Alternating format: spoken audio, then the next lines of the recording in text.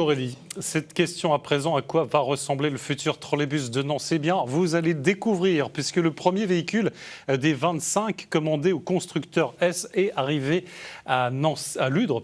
Ce jour, il a été réceptionné par les équipes de la métropole du Grand Nancy, l'exploitant Keolis, dans son dépôt à Ludre. Anne-Sophie Pierson et Stéphane Matuchet.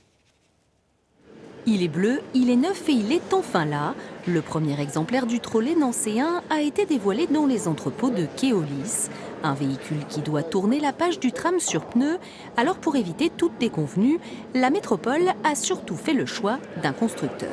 Ils ont une technologie éprouvée, un service après-vente efficace. Donc cela nous assure aussi sur toute la durée de vie de la ligne 1, puisque là nous sommes partis pour au moins 20 ans de ce véhicule sur le Grand Nancy. Les Nancéens et les Grands Nancéens y ont bien droit après ce qu'ils ont vécu ces 20 dernières années.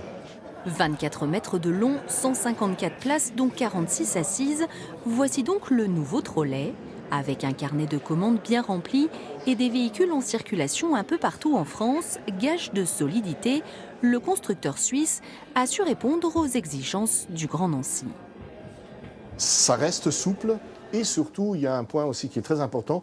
Si vous avez un accident matériel important, ça se répare facilement. Vous enlevez les plaques, vous déboulonnez tout ça, vous remettez des éléments droits et vous réparez. Alors c'est un peu raccourci ce que je dis, mais on peut réparer beaucoup plus vite. Plus solide, plus puissant aussi, le nouveau trolley est encore en phase de test. Olivier Touvenin est l'un des tout premiers conducteurs à l'avoir essayé. Il est plus puissant puisque comme c'est électrique, ça part beaucoup plus vite. Donc il sera un peu moins bourrin que ce qui était le TVR en fin de vie surtout. Mais ouais, je pense que ouais, c'est très intéressant, c'est très facile à conduire. Et en plus la cabine est très sécurisée, très spacieuse. Donc les conducteurs je pense que vont beaucoup apprécier ce véhicule. Mais il faudra encore patienter pour une mise en service prévue à l'hiver 2024-2025.